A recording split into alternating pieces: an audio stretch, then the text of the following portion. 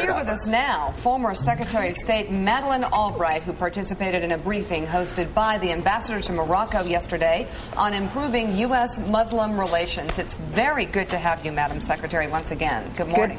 Great to be with you guys. Terrific. Right, tell us about, it's called Changing Course. It's a report, and it actually really dovetails nicely with the President's trip to Turkey.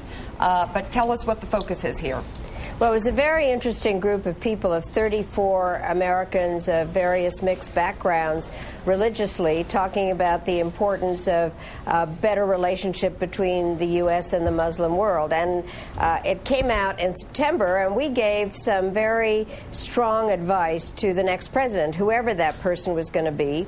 And it really sounds as though President Obama is exactly on track, because we hoped that the next president would mention something about respect for Islam in the inaugural address, and certainly President Obama did that. Would also, in fact, have a relationship that would explain the importance of U.S.-Muslim relations, not that we are at war with Islam. And President Obama made that very clear in his speech yesterday in Turkey, where he, in fact, talked about the importance of Muslim relations. So we were able to talk about that and really have a very good discussion with representatives of the Muslim Arab community in Washington. So very, very pleased with how this report is being received. Madam Secretary, can you explain why you believe it's so important that we improve relations globally with Muslims? Well, first of all, it is a very large community, and a lot of Americans don't actually have a clue about Islam. They think that most Muslims live in the Middle East. They don't. They live in Indonesia and India, and it is a growing religion. It is not a angry, warlike religion, as has been portrayed. We need to understand better what's going on and to develop relationships with a major portion of the world, because the issues that we have to deal with require their cooperation. Will that make us safer as a country?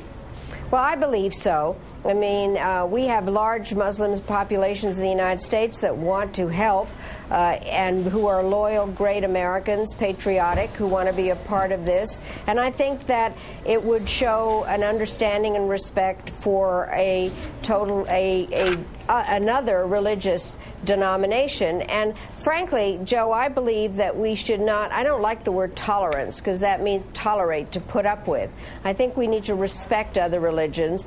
And I'm not a theologian, but I do think that as a problem solver, it's important to understand other religions. Didn't you find it ironic, though, Madam Secretary, that while you were Secretary of State and Bill Clinton was President of the United States got involved in several wars, always on the side of Muslims, always trying to protect Muslims, always trying to defend the rights of Muslims, whether it was in Somalia, or whether it was in Bosnia, or whether it was siding with Muslims in Kosovo.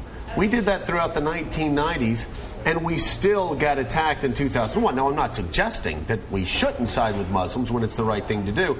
I'm just wondering, will us reaching out to the Muslim world have any more of a positive impact now than it did in the 1990s? Well, you did point out, and I appreciate you did, the fact that we were concerned about the rights of Muslims in those countries, because it was the right thing to do. They were being ethnically cleansed or punished in some other way. I do think, though, that what it shows is that when we have troops in Muslim countries, it creates issues that we don't understand fully, what is motivational, and also, Joe, that we can't lump everybody together. There are extremists in all the religions, and we have to be able to isolate them. But the Muslims also have to help us in that, that many of the solutions to these problems will come from within the Muslim community. And when we can show that we will defend those who are being ethnically cleansed irrationally in every way, that it helps generally in terms of protecting our country. Madam Secretary, the President was in Turkey finishing up his visit this morning, and he held something of a town hall meeting with some Muslim college students there in Turkey. Let's play a little bit of sound for you and get your reaction. We're also a country of different backgrounds and races and religions that have come together around a set of shared ideals. And we are still a place where anybody has a chance to make it if they try.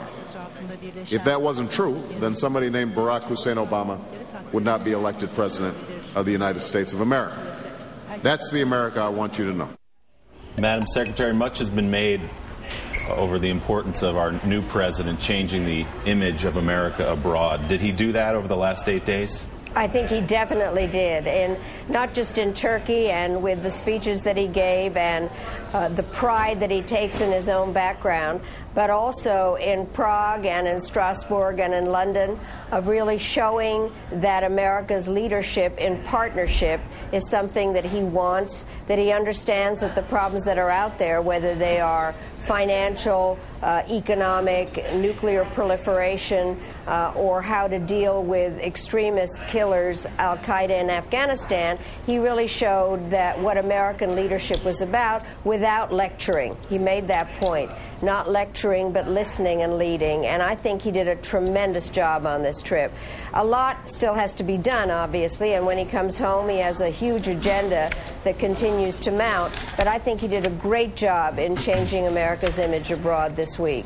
Madam Secretary, thanks for being with us, and thanks for watching the show as much as you do. We really love it. Always appreciate your kind words. I think you guys have a great time, and I watch you all the time. So then you'll agree that maybe Mika should apply the lessons of Barack Obama, where she should lecture me less and listen more, because as you know, I'm a soft-spoken man. I don't talk too much Madam because Secretary, she's always interrupting me. Your response? I have to tell you, some people do need lecturing. There you go. See, you told me not to cross her. I crossed her, and boom, she hit me. Thank you so much, Madam Secretary. Great. Good to be with you. Thank you. Thank you.